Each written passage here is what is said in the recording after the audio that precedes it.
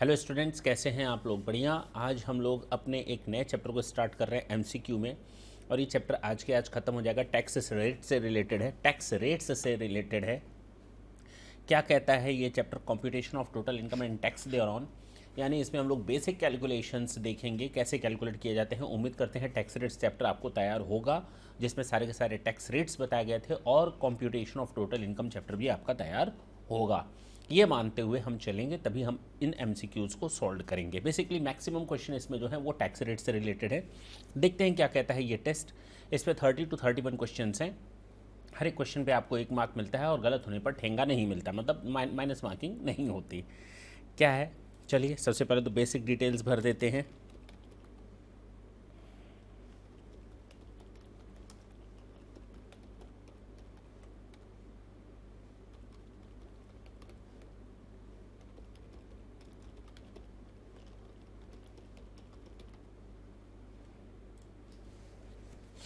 ये हमने basic details fill कर दी। आते हैं क्वेश्चन पेपर, अब हमारे सामने है। पहला क्वेश्चन कहता है that rates of income tax are mentioned in. कहाँ टैक्स रेट्स मेंशन्ड होते हैं?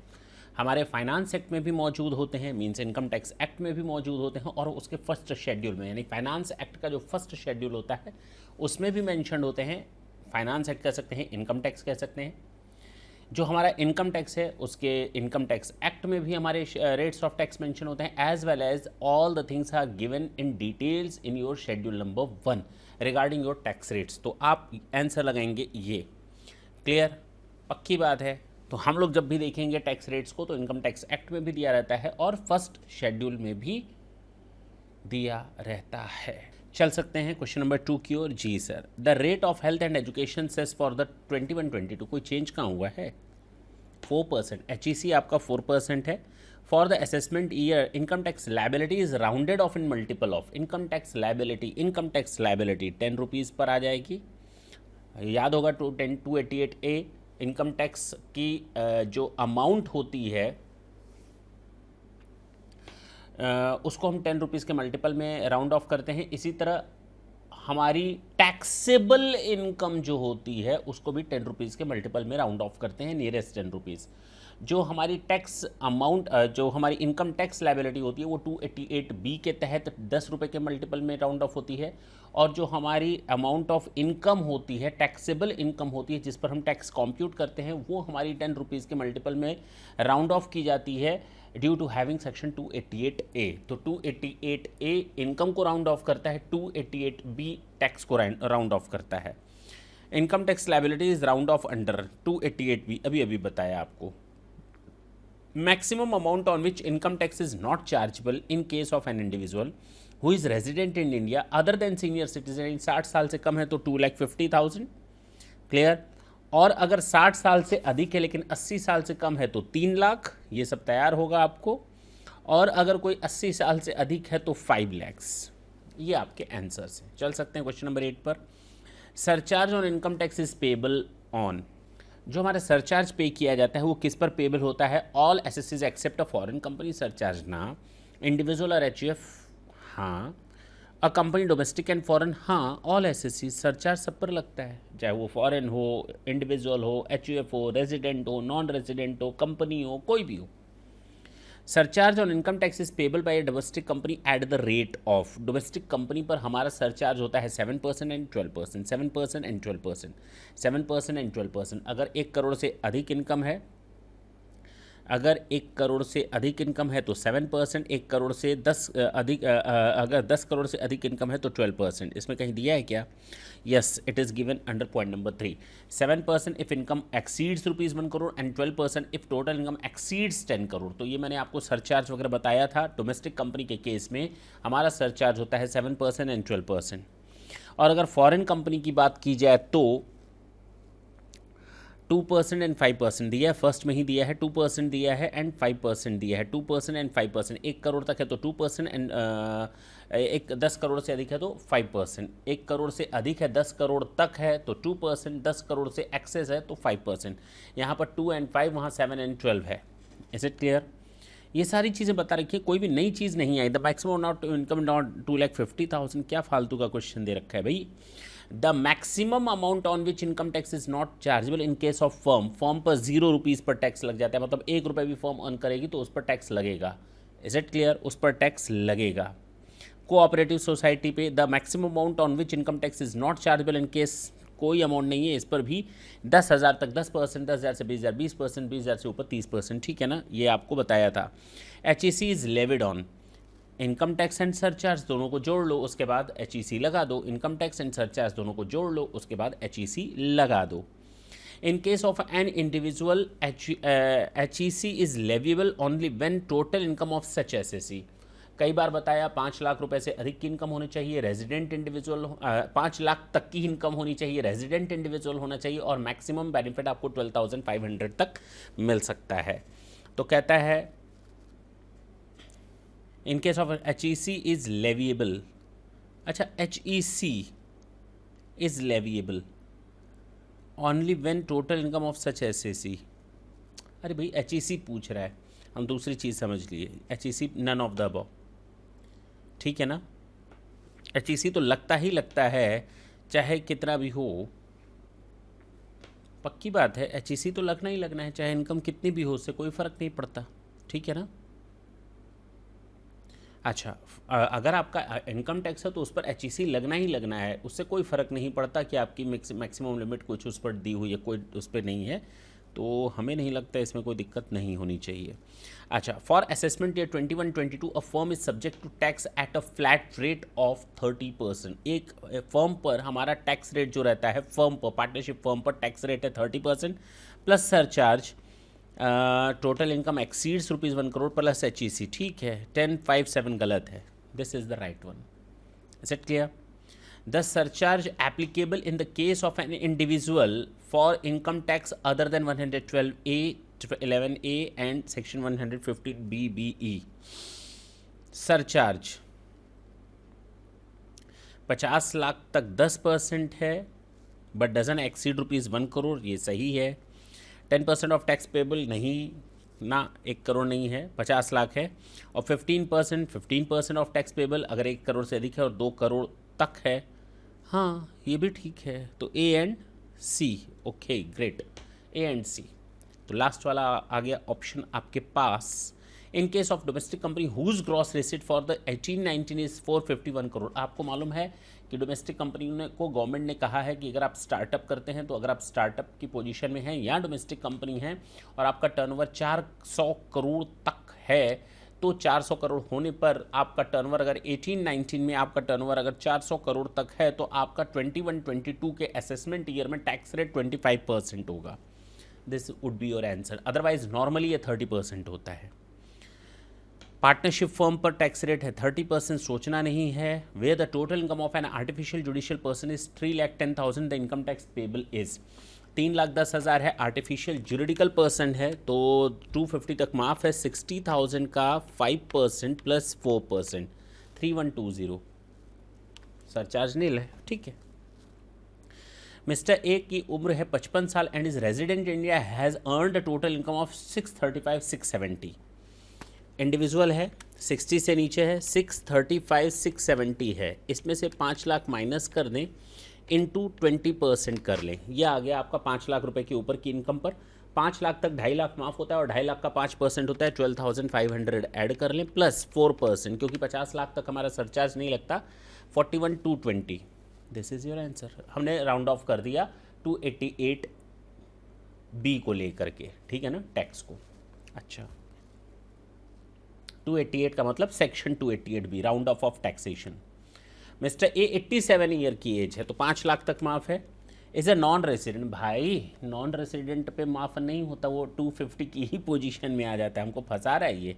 19,70,000, इसमें से सबसे पहले आप 10 लाख को अलग कर लें, 970 का 30% टैक्स ले लें, 10 लाख से ऊपर की टैक्स ये बन गई।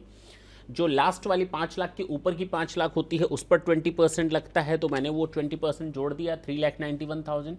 अब शुरू के 5 लाख में 2.5 लाख माफ होता है, 2.5 लाख पर 250 पर 12,500 आ जाएगा, ठीक है। 4,03,500 plus 4%, 4,19,640। This is your answer. Clear? भाई कैलकुलेशन इतने हम लोगों ने कर लिए हैं ना, इतने कर लिए हैं कि अब हमें नहीं लगता ये क्वेश्चंस आपके लिए कुछ टफ होंगे, बिल्कुल आसानी से हो रहे होंगे। Question number 23, messrs ABC is a partnership firm which has earn the business profit of ₹4 lakhs। 4 lakh का बिजनेस प्रॉफिट है, उसमें से 170 नेशनल रिलीफ फंड को दिया है, डिडक्शन दे दो 80 का।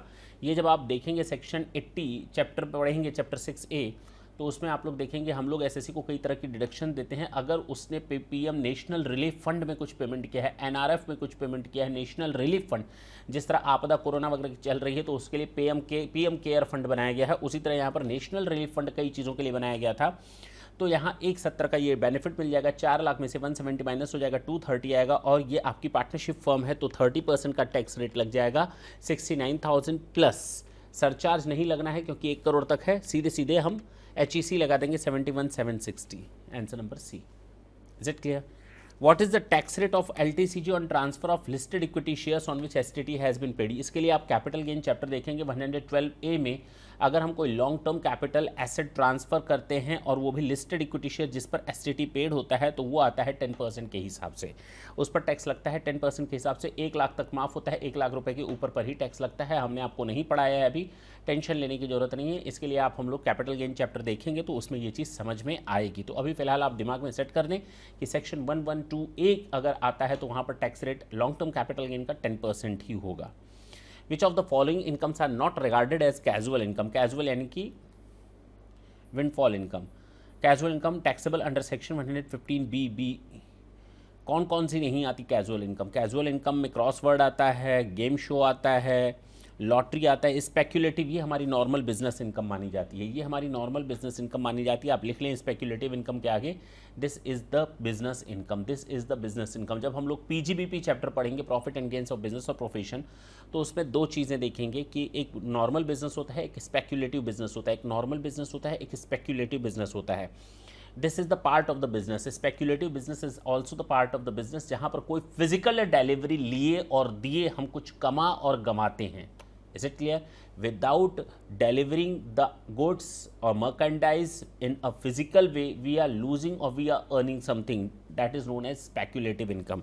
तो ये कोई जुआ नहीं होता, ये कोई जुआ और सट्टा नहीं होता। देखिए ना, आपका क्रॉसवर्ड पजल्स है, गेम शो है और लॉटरी है, ये जुए होते हैं जिनको हम विंडफॉल गेम्स भी कहते हैं, विंडफॉल अर्निंग्स भी कहते हैं, जबकि स्पेक्यूलेटिव इनकम हमारी बिजनेस इनकम का पार्ट होती है।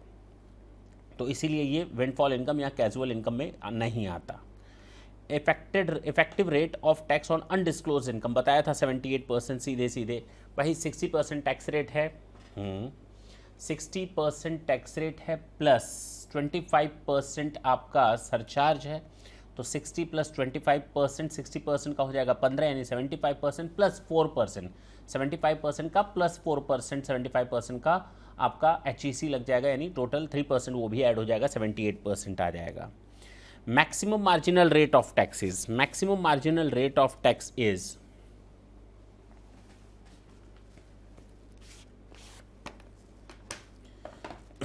मैं असल में इसको एक बार बता दूं आपको, ये आता है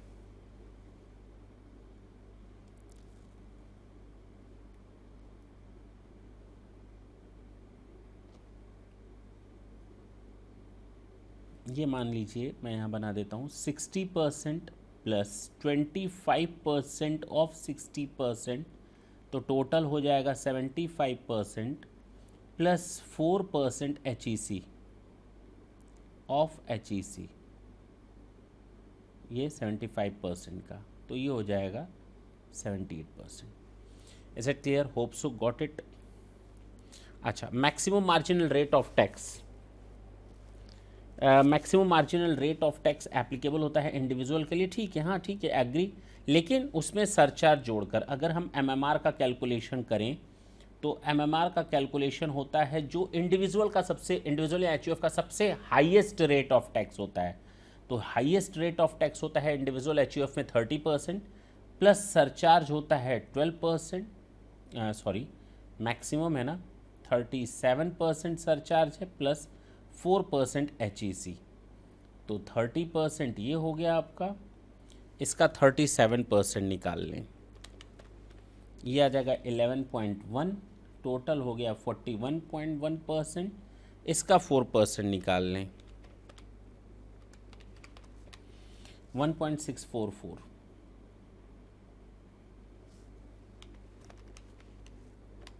42.744, ये आपका MMR होता है, मैक्सिमम मार्जिनल रेट होता है 42.744। ठीक है, ये याद रखेंगे। और इसमें हम लोग इंक्लूड कर लेते हैं सरचार्ज एंड सेस को भी, जैसे अभी मैंने किया था। अच्छा, दिया तो है, कितना आया था भाई, 42.744 दिया तो है, आ गया। रिबेट जो होता है वो अलाउड होता है केवल इंडिविजुअल को, जो रेजिडेंट होता है, बिल्कुल ठीक है, नॉन रेजिडेंट को नहीं मिलता है। HUF which is a resident of India, नहीं, केवल individual who is resident of India, that is okay. अब रिबेट क्या होती है, वो 12,500 की, जहाँ मैं कंफ्यूज हो रहा था थोड़ी देर पहले। Which of the following is correct in relation to rebate under section 87A? Allowed to individual, अच्छा, who is a resident of India, allowed when total income is less than और इक्वल टू 5 लाख, बिल्कुल ठीक है, दोनों सही हैं। Allowed to a maximum, तीनों सही हैं, all of above. Last, okay, got it. In relation to casual income which of the following are correct? All expenses are allowed, छोड़ देते हैं। चूँकि आपने कैजुअल इनकम अभी नहीं पढ़ा है, 87A का कैलकुलेशन नहीं पढ़ा है, ये दोनों नहीं पढ़े, तो मैं ये हटा देता हूँ। वैसे ही आप आंसर लगा लें। इसको अगर मैं अभी बताऊंगा तो आप फिर कंफ्यूज हो जाएंगे, टेंशन देंगे। ये कैसे कैलकुलेट होता है, जब हम लोग कंप्यूटेशन ऑफ टोटल इनकम, मैं मान लेता हूँ अगर आपने पढ़ा होगा तो ये आपको आसानी से समझ में आएगा, अदरवाइज हम जब पढ़ेंगे इसको तो अपने आप समझ में आएगा। The answer is rebate under section 87 is allowed to be reduced from casual income. Expenses कभी भी कैजुअल इनकम से नहीं हटते, तो इसलिए गलत है, इसलिए करेक्ट है। Means all expenses are allowed to be reduce from casual income, गलत स्टेटमेंट है। All exemption and deduction out to casual income, casual income से कोई भी डिडक्शन एक्सपेंडिचर नहीं मिलता, दोनों सेंटेंस गलत हैं। All kind of losses are allowed to be set off from casual, तीनों गलत हैं। आपका यही एक सही है, और वो भी है रिबेट जो मिलती है 87A की, वो रिड्यूस होती है फ्रॉम कैजुअल इनकम से, वो नहीं होता। ठीक है ना। फिलहाल इसका कैलकुलेशन हम लोग आगे देखेंगे। सबमिट करते हैं आंसर्स को।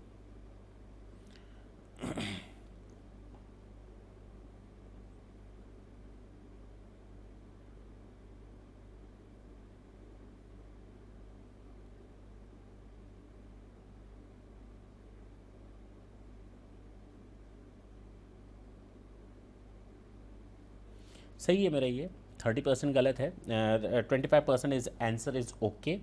ये मेरा 100% मार्किंग है, चिंता नहीं करेंगे, उसमें गलत मार्किंग की हुई है क्वेश्चन पेपर में, अदरवाइज़ मेरा बिल्कुल सही है। चलिए नेक्स्ट सेशन में फिर मिलेंगे। ये 400 करोड़ के देख लेते हैं, 400 करोड़ के ऊपर है नीचे है, पहले तो एक बार फिर कंफर्म कर लेते हैं। थ्योरी तो मैंने सही बताई, हो सकता है क्वेश्चन में कुछ नोट वगैरह बीच में ऐड कर लिया हो। In case of domestic, whose gross receipt is okay, got it। मैंने कहा ना कुछ गड़बड़ है, बोला मैंने सही, मैंने 451 करोड़, ठीक है, 451 करोड़ है तो वहाँ टैक्स रेट 400 करोड़ तक 25% है, 400 करोड़ के ऊपर 30% है ना भाई, तो ये चीज़ याद रखेंगे, 30% आएगा आंसर। दोबारा देखना जरूरी था, क्योंकि जल्दी इस तरह से गलतियाँ नहीं होनी चाहिए, पूरा प्रूफ होता है बाकायदा। तो 30% 451 करोड़ है, 400 करोड़ से ऊपर होगा। प्रीवियस ईयर 18-19 में टर्नओवर, तो 21-22 का टैक्स रेट डोमेस्टिक कंपनी का 30% होता है। चलिए नेक्स्ट सेशन में हम आपसे फिर मिलेंगे, तब तक के लिए tata and bye bye, thank you, thanks a lot.